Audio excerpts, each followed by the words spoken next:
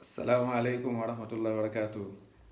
Sama gars yi da leen jëndal seen soxna yi ay cadeau, da leen jëndal soxna yi ay cadeau. Allahu akbar. Nañuy taxaw suñu soxna yi di leen yërëm, di leen jàppale, di leen suturaal, di leen wax naan dañ leen bëgg, waaye bëgg bi génn ci xol. Macha allah lii de tey laa ko jënd, sama soxna laa ko jëndal. Macha allah maa ngi nii di waaj a dugg. Toute la journée j'étais dehors, xam nga rek activité gauche droite, mais daal ma ne xaar ma andil ko benn cadeau bu am solo. Macha allah mu ngoog. Yal na yàlla sàmm leen yéen ñëpp, sàmm couple yëpp. Yal na yàlla dàqal ñu seytaane yi nekk ci kër yi, seytaane jinneeg nit. Yal na yàlla defar diggante yi. Góor ñi dañ leen muñal seeni soxna, waaye soxna yi dañ leen muñal seeni borom kër. Ngeen taxaw seen borom kër yi nga xamante ni ndeysaan dañuy kurti kurti di daw guddeeg bëccëg ndeysaan ndax yéen, ndax njaboot gi. Subhanallah, ñaata ci ay góor ñoom ñoo ñëw sax ñoom Europe jaar ci ndox mi. Subhanallah, ñaata ñoo ci jaar ci désert bi. Loolu lépp ndax ndeysaan bëgg jàmm, bëgg sutura rek, bëgg yëkkati seen njaboot. Kon nañu yërëm góor ñi. Naam, ñaata ci ay góor ñoo kërti kërti téye seen bopp ndeysaan muñ andi seeni soxna Europe.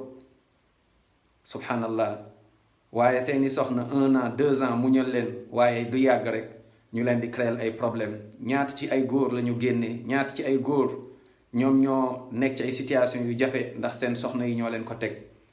sa jëkkër jële la fu sori muñ andi la fi, amoo loo koy fayee lu dul di ko wor, di ko fitnaal, ñemeetul wax. Subhanallah, nga teg ko mel ni concurrence. Say projet nga koy teg yow kese, sa jëkkër xamu ci dara, ngay lëkkaloog ñeneen, waaye sa borom kër nga bàyyi ko. Nañu yërëm góor ñi, taxaw góor ñi, suturaal leen. Ndeysaan góor jafewul, daa am rek noo koy jàppee, waaye góor ñi yërëm leen seen soxna yi. Bul dóor, bul saaga, bul xas, bul tuutal, waaye fonkal sa soxna, nga fonk ay waajuram, fonk fameem, waaye moom it na fonk sa famille. Respecte la, respecte say kàddu.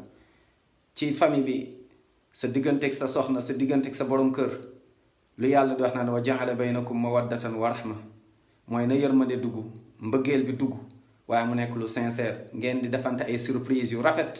Macha allah, ay surprise yu rafet ndax soxna yi, waaye muy am communication seen biir, ngeen di waxtaan, bul leen nëbbante dara. Te nag bu kenn xam li xew ci biir kër gi. Naam, koo dem di ko wax say problème, am na ay problème boo demee sax yu ëpp say problème, mais waxu la ko, na nga muñ. waaw macha allah, ngeen ànd bokk ay projet, yar njaboot gi ci alxuraan ak sunna. yal na yàlla defar mbir yépp, waaye yal na yàlla musal ñu ci lépp loo xamante ne day yàq famille, day tas kër yi, day tas diggante yi. yal na yàlla def suñu diggante gën a rafet, nañuy muñalante. waaw di génn ak suñuy njaboot, di génn ak suñuy soxna, di def ay sorti, di foo. macha allah, di dóor dàqeeg sa soxna, ngeen di foo, di ree. sa soxna fexeel mu nekk, duma ne sax la plus belle, mais dama naan la princesse, dama naan sax la reine. mu nekk koo xamante ni ku ko gis naw ko, waaye yow yaa koy def, yow ku góor gi. sa jëkkër na nga ko taxaw, macha allah, wan ko danga ko bëgg. yal na yàlla defal suñuy diggante. macha allah, yal na yàlla musal ci pexem seytaane mi di tas diggante yi. yal na yàlla def jàmm ci kër yëpp.